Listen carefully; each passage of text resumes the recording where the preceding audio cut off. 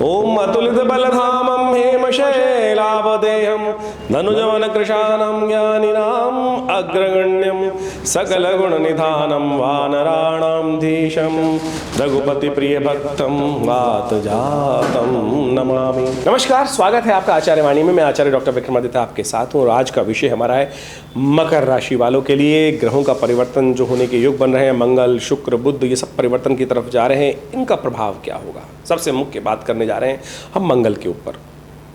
26 अगस्त से लेकर 20 अक्टूबर तक मंगल जो है आपके छठे भाव में विराजमान रहेंगे।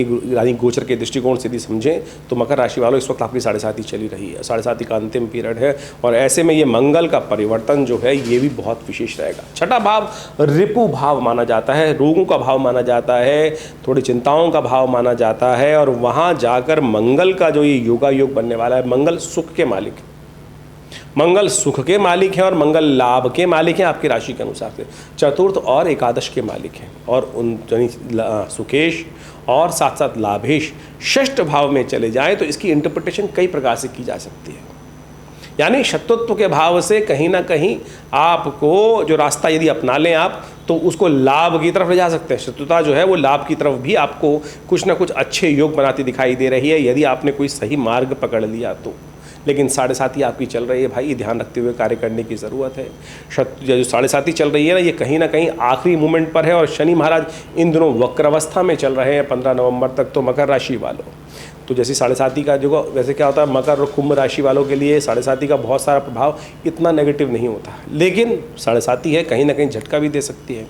तो बहुत सावधानी के साथ प्रभु को अपने साथ रखते हुए, भगवान का ध्यान करते हुए, उस प्रभु का स्मरण करते हुए यदि कार्य कर लें तो अच्छा है, क्योंकि जितने दिन अच्छे से निकल जाएं वही प्रभु की कृपा से ही निकलते हैं और इस बात का हमको ध्यान रखना चाहिए। व्यक्ति की समझ नहीं आती है, जब दिन अच्छे चल रहे होते हैं ना तो प्रभु को मानता भी नहीं है। कई बार व्यक्ति, हमने बहुत सारे देखे हैं स्थितियाँ, आज से नहीं अनंत काल से। वो कहा गया है ना, दुख में सुमिरन सब करें, सुख में करे ना कोई, दुख सुख में सुमिरन जो करें सुख दुख काहे को होए।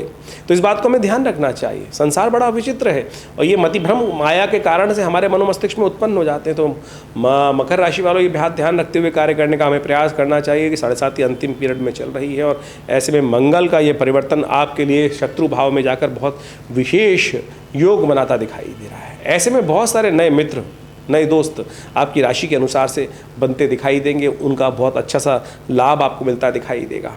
लेकिन एक बात ध्यान रखिएगा, थोड़ा सा ऐसा ग्रह योग दिखाई देते हैं आपकी राशि के अनुसार से, इस वक्त आपको अपने भाइयों का, मित्रों का बहुत ज़्यादा ध्यान भी रखना पड़ेगा। और यदि आपके, एक बात समझें, आपके मित्र, आपके भाई, आपके जो भी रिश्तेदार इत्यादि हैं वो थोड़े से कष्ट में होते हैं तो आपकी राशि के अनुसार से ऐसा दिखाई देता है कि आप पर भी उसका नेगेटिव प्रभाव पड़ सकता है। ये ग्राफ बड़ा विचित्र दिखाता है, मंगल का ये परिवर्तन, शुक्र का ये परिवर्तन, जो शुक्र महाराज भाग्य में जाकर बैठ रहे हैं और साथ साथ बड़ी नीच अवस्था में हो जाएंगे। तो ऐसे में ग्राफ जो हमारे को दिखाई दे रहा है 7.5 के चलते हुए, ये एकदम नीचे की तरफ जाकर थोड़ा सा गिरावट देने के बाद उठने की गारंटी भी देता है। यानी आपके जो भी कार्य आप कर रहे हैं उनमें कहीं ना कहीं एक गोता लगाना हुआ समय परेशान कर सकता है। तो 26 अगस्त से लेकर 20 अक्टूबर तक का समय थोड़ा सा प्रिकॉशन के साथ चलने के लिए ग्रह योग बनते दिखाई दे रहे हैं। ऐसे में ध्यान रखते हुए कार्य करने की ज़रूरत है। यदि ध्यान नहीं रखोगे तो थोड़ा सा कहीं ना कहीं नुकसान हो, उससे पहले ही बचने का प्रयास करना चाहिए। सोना इस वक्त भयावह है आपके लिए। गोल्ड का किसी तरह से भी यूज़ करना गोल्ड का उपयोग कम से कम करने का प्रयास करना चाहिए। आपके परिवार के लोगों के लिए यदि इस समय जिसकी भी कुंभ राशि है, इस बात का ध्यान रखें, थोड़ा सोने से बचते हुए कार्य करने की ज़रूरत है। सोना का उपयोग करना, सोने का बहुत ज़्यादा उपयोग करना, सोने में खरीदना, ये समय आपके लिए अच्छा नहीं दिखाई देता। तो ऐसे में इन 2-3 महीनों में जो ग्रह योग बन रहे हैं उनका खास तौर पर सावधानी के साथ उपयोग करने का आपको प्रयास करना चाहिए। शुक्र महाराज नीच के होकर जाकर भाग्य में विराजमान, इसके साथ साथ ट्रांजिट में चलते रहेंगे। मंगल के साथ साथ बुध का परिवर्तन भी होने के योग है, कभी उदय, कभी अस्त, कभी मार्गी, कभी वक्री, कभी सूर्य के बहुत सन्निकट जाकर जो ग्रह अवस्था, ग्रहों का योग बना रहे हैं वो कहीं ना कहीं थोड़ी सी जटिलता जीवन में उत्पन्न करने के योग बनाते दिखाई दे रहे हैं। ऐसे में ग्रहों का उपचार आपको करने की ज़रूरत है। सबसे श्रेष्ठ ये रहेगा कि मंगल का नित्य प्रति जप करने का आपको प्रयास करना चाहिए। और इस वक्त जितना हनुमान जी का स्तवन करोगे ना, उतने शनि भी अनुकूल होंगे और मंगल भी आपके अनुकूल होंगे। हम कहेंगे शनिवार, जितने भी शनिवार पड़े इसमें बीच में, हनुमान जी को जाके शनि के निमित्त और मंगल के निमित्त चोला चढ़ाने का आपको प्रयास करना चाहिए। हनुमान चालीसा का पाठ शनिवार को अवश्य करने का प्रयास करना चाहिए। काली उड़द का दान करने का प्रयास करना चाहिए। और एक काम और कर सकते हैं, श्वान को, कुत्ते को कुछ ना कुछ रोटी इत्यादि अवश्य डाल दें। यदि ये डाल दिए सब उपाय कर लोगे तो बहुत अच्छा रहेगा। एक और मंत्र, क्योंकि 7:30 चली रही है इस समय में, तो आप शनि के स्तोत्र का पाठ भी कर लीजिए, ये आपके लिए बहुत ज़रूरी है। तो कुंभ राशि वालों, जिन उपचारों को हम जीवन में सुख का परिकल्पना करते रहते हैं, सुख की चाहत हर एक के मन में होती है, लेकिन सुख को चाहत प्राप्त करने से नहीं प्राप्त होगा, उसके लिए उस तरह का ग्रहजन प्रभाव भी समझना पड़ेगा। ज्योतिष वो विज्ञान है जो आने वाले समय में आपके जीवन में क्या कुछ घटने के योग बना रहा है, हो रहे हैं, कैसे आपके जीवन में आने वाला समय आपके समक्ष भागता चला आ रहा है, क्या कुछ करने जा रहा है वो समय आपके लिए, वो बहुत बढ़िया तरीके से अंदाज़ा तो कम से कम दे ही सकता है। और यदि बुद्धि सही रहे तो हम उस पर विश्वास कर कर उस परिवर्तन की तरफ चलते चले जाए तो बहुत अच्छा रहेगा, बहुत अच्छे योग बना सकते हैं। और देखिए, हम सब अपने जीवन में उत्कृष्टता प्राप्त करने के लिए, आगे बढ़ने के लिए, सुख शांति प्राप्त करने के लिए अहर्निश प्रयास करते रहते हैं। ज्योतिष उसी में सहायता प्रदान करता है। तो हमने ज्योतिष विज्ञान के माध्यम से आपको बताया कि मकर राशि वालों के लिए ये नक्षत्रों का प्रभाव किस प्रकार का होने वाला है। तो ध्यान रखिएगा, जहाँ पर ग्रह दिखा रहे हैं कि आने वाले समय में कुछ ना कुछ एक नया, कुछ ना कुछ गड्ढा आपके आने वाले समय में 2-3 दिन में परेशान करने के योग बनाता दिखाई दे रहा है, कुछ ना कुछ आने वाले समय में कोई परेशानी उत्पन्न करने के योग बना सकता है, लेकिन उससे निकलने का रास्ता भी वो समय ही बनाता दिखाई दे रहा है। तो जैसे मकड़ी नीचे गिरती है, फिर उठने के ऊपर अपने आप प्रयास करती है, और आपके प्रयास से ही आप उस समस्या की तरफ से निकलने का योग बना सकते हैं और ऊपर चढ़ना स्वयं सीख सकते हैं। उसके लिए थोड़ा सा हनुमान जी का स्तवन नित्य प्रति करने का प्रयास करें, हनुमान जी को अपने जीवन में स्थान देने का प्रयास करें। शनि से भी रक्षा होगी, शनि की 7:30 की भी रक्षा होगी, और बहुत सारे उपाय जो हम आपको बताने जा रहे हैं, समझा रहे हैं, उनको करिए। देखिए, परिवर्तन बहुत सुंदर बन सकता है। देखिए, इस प्रकार से ज्योतिष के अंतर्गत जो विभिन्न गणनाओं के माध्यम से निष्कर्ष निकलता है, यानी ग्रह की अवस्था को समझते हुए उसकी जो स्थिति समझ में आती है, उसके अनुसार से, ज्योतिष शास्त्र के अनुसार से, पौराणिक काल के अनुसार से, पौराणिक मतों के अनुसार से, वैदिक मतों के अनुसार से अनेक उपाय शास्त्र में बताए गए हैं। मंगल को ठीक करने के लिए, मंगल के शांत को, उपद्रव को शांत करने के लिए शास्त्र में वैसे तो अनेक उपाय हैं, लेकिन सबसे श्रेष्ठ जो है वो हनुमान जी का स्तवन है। हनुमान जी का स्तवन, हनुमान जी का पाठ करना, क्योंकि मंगल को जन्मे मंगल ही करते, मंगलमय भगवान हनुमान जी महाराज हमेशा कष्ट का निवारण करने वाले हैं, और मंगल का दिन उनके लिए विशेष तौर पर समस्त प्रकार से शुभ कहा गया है। और मंगल के मंत्र का भी जप कर सकते हैं, हनुमान चालीसा का पाठ कर सकते हैं। हनुमान जी की तो अनेक साधनाएं हैं, उन सबको करके मंगल के तमाम दुष्प्रभावों को ठीक करने के लिए अनेक उपाय शास्त्र में वर्णित हैं। ज्योतिष के दृष्टिकोण से भी समझना चाहिए कि मंगल है कौन। मंगल वास्तविक तौर पर वीरभद्र कहे गए हैं। वीरभद्र जो भगवान शंकर के साक्षात अंश हैं, पृथ्वी से उत्पन्न हुए हैं, और जब सती की घटना शास्त्रों के अनुसार से घटी, दक्ष के उस यज्ञ के अंदर उसको विध्वंस करने के लिए सती ने अपने आप को समर्पित कर दिया यज्ञ के अंतर्गत, तो भगवान शंकर ने रुद्रावतार के रूप में वीरभद्र को उपस्थित किया। भगवान शंकर के पसीने से जो बूंदें पृथ्वी पर पड़ी, उसी से वीरभद्र उत्पन्न हुए, और उन्होंने जाकर उस दक्ष के यज्ञ को विध्वंस किया, और बाद में भगवान शंकर के आशीर्वाद स्वरूप वही भूमिपत्र मंगल के रूप में प्रतिष्ठित हुए। तो अर्थात मंगल का स्तवन करने के लिए भगवान शिव का स्तवन भी समस्त प्रकार से कल्याणकारी शास्त्र में वर्णित किया गया है। तो ऐसे में मंगल ग्रह को शांत करने के लिए अनेक उपाय शास्त्र में वर्णित हैं, उन सबका आप साथ लेते हुए कार्य करने का प्रयास कर सकते हैं। मंगल का एक बड़ा श्रेष्ठ मंत्र है, क्योंकि मंगल इन दिनों जिस ग्रह अवस्था में चल रहा है, मिथुन राशि में चल रहे हैं, और मिथुन राशि में चलते हुए जो मंगल होते हैं वो नीचाभिलाषी हो जाते हैं। देखिए, ज्योतिष के दृष्टिकोण से बात समझें कि जो मंगल है वो जिस राशि के स्वामी हैं वो है मेष और वृश्चिक राशि के स्वामी। मकर पे जाके मंगल उच्च के हो जाते हैं, और कर्क पे जाकर मंगल नीच के हो जाते हैं। जिस प्रकार से कहा जाता है कि ग्रह जिस राशि पर उच्च का होता है, उससे एक पहले राशि जो होती है वो उच्चाभिलाषी ग्रह माना जाता है, और कहा जाता है कि उच्च से होने से ज़्यादा ताकतवर ग्रह उच्चाभिलाषी ग्रह होता है। उसी प्रकार से जब कोई ग्रह नीच अवस्था में जा रहा है, यानी कम से कम बहुत शीर्ण अवस्था में, कमज़ोर अवस्था में जाने वाला होता है, जैसे मंगल की नीचस्थ राशि जो है वो है कर्क राशि, उससे एक राशि पहले मिथुन राशि पड़ जाती है, वहाँ कहा जाता है निच्चाभिलाषी, यानी नीच होने के बिल्कुल जाकर सन्निकट संकट आ गया है, तो ऐसे में मंगल और क्षीण हो जाता है। ऐसे में आपकी राशि के अनुसार से आपको समझा आपने कि क्या कुछ प्रभाव उत्पन्न हो रहा है, तो मंगल को शक्ति आप उसका ऐसा प्रभाव उत्पन्न करने का प्रयास करें जिससे कि मंगल का नेगेटिव प्रभाव समाप्त हो जाए और पॉजिटिव प्रभाव आरंभ हो जाए।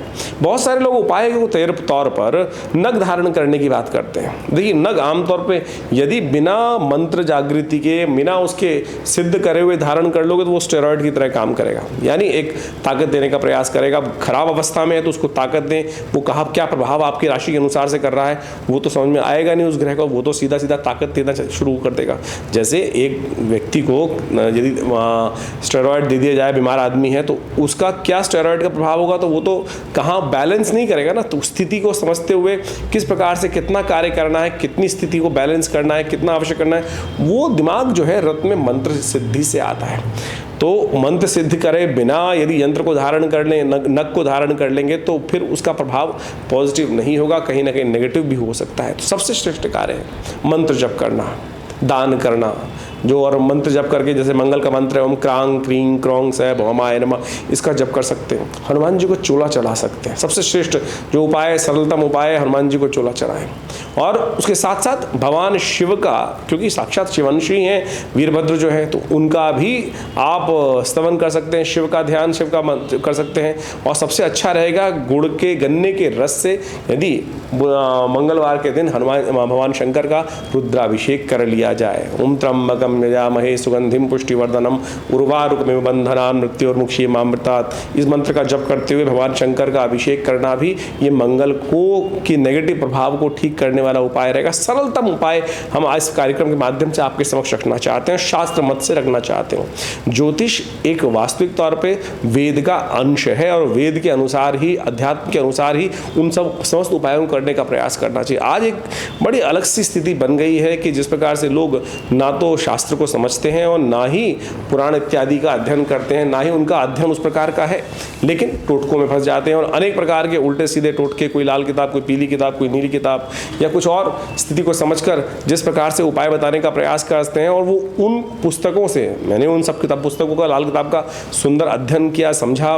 मेरे पिताश्री आचार्य श्री केशव देव जी महाराज के सानिध्य में रहकर मुझसे सब चीज़ों को सीखने का अवसर मिला। तो हमारे यहाँ तो 1970 के दशक में ही उस लाल किताब का पदार्पण हो गया, तब से बाल्यकाल से ही, यानी मैंने जब 5 साल का था तब से ही उसका अध्ययन शुरू किया, समझा। जो उपाय आज तथाकथित तौर पर किस प्रकार से नाम बताए जाते हैं वो बिल्कुल उनसे कोई रिलेटेड नहीं है।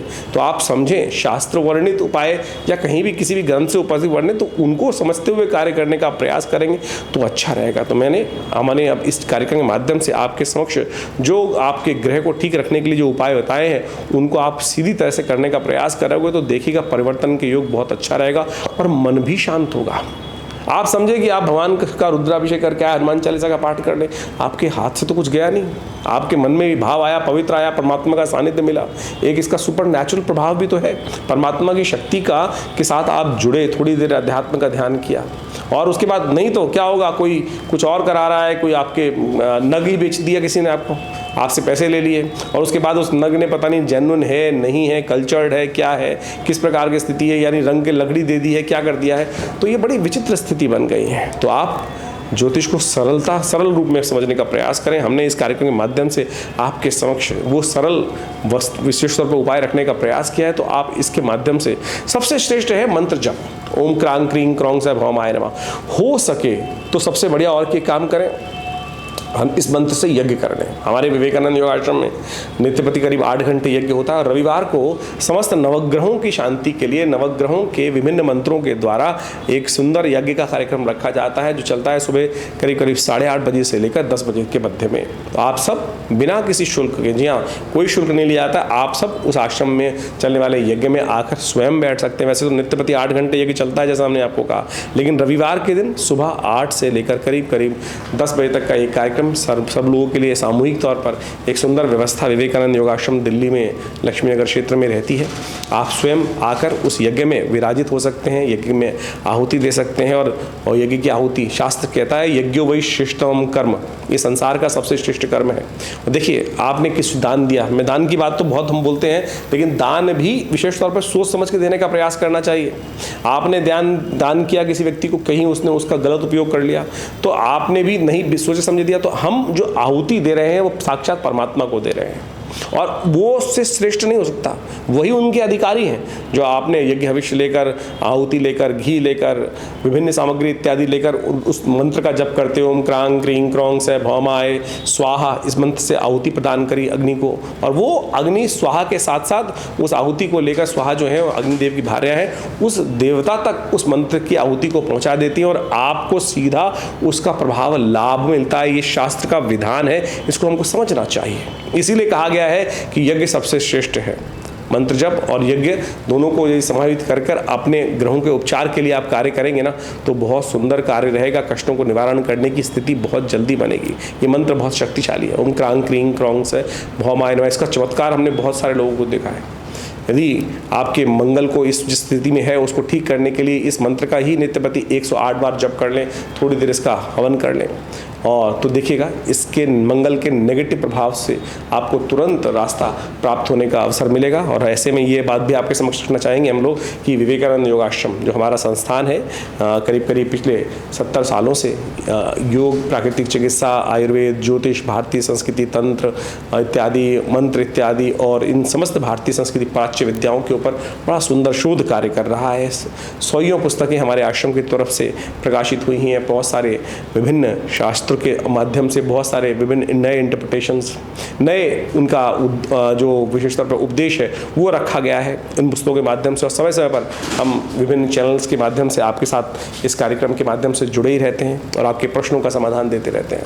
आपकी जन्मपत्री में क्या चल रहा है, कौन से ग्रह आपके लिए कब शुभ प्रभाव देने वाले हैं और कब आपके जीवन में उनका नेगेटिव प्रभाव आने के योग बनते हैं, और कैसे उन सब से आप रक्षा कर सकते हैं, इस सब संबंध में ज्योतिष का समस्त विवरण हमारे इस कार्यक्रम के माध्यम से आपको प्राप्त होता ही। और अपने निजी विचार विमर्श प्राप्त करने के लिए आश्रम से जुड़ सकते हैं। संपूर्ण नंबर्स आपके सामने स्क्रीन पर चल ही रहे हैं। आश्रम के द्वारा विभिन्न क्षेत्रों में कार्य किया जा रहा है। आयुर्वेद के संबंध में, चिकित्सा शास्त्र के संबंध में एक पूरा 100 बेड का विवेकानंद हॉस्पिटल यहाँ स्टैब्लिश्ड है, ये जो भारतीय बहुत सारी इंश्योरेंस कंपनीज के साथ कार्य कर रहा है और बहुत सारी चिकित्सा के माध्यम से। देखिए, आपके ज्योतिष को हमको समझना चाहिए कि मेडिकल एस्ट्रोलॉजी ज्योतिष का एक ऐसा भाग है जो बहुत विशेष है।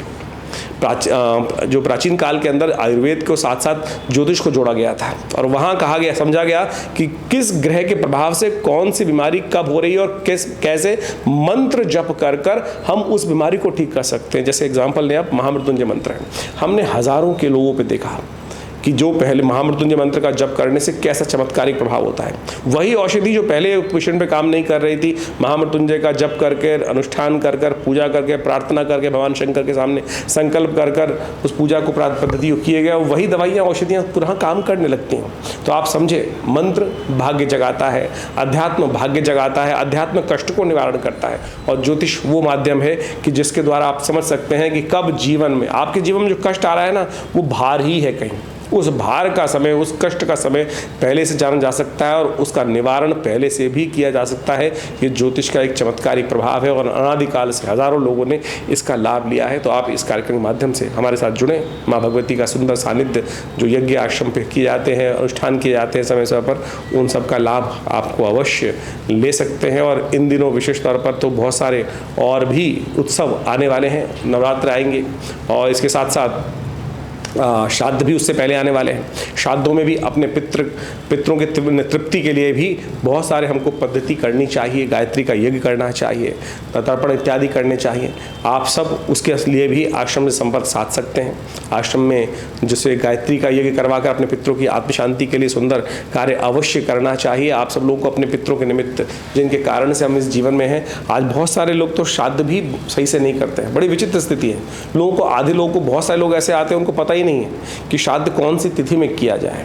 यदि ऐसी भी कोई समस्या है तो चिंता ना करें, हमारे आश्रम पर जो फ़ोन नंबर्स दिए गए उनमें आप संपर्क साध कर अपने समस्त प्रश्नों का निदान पा सकते हैं।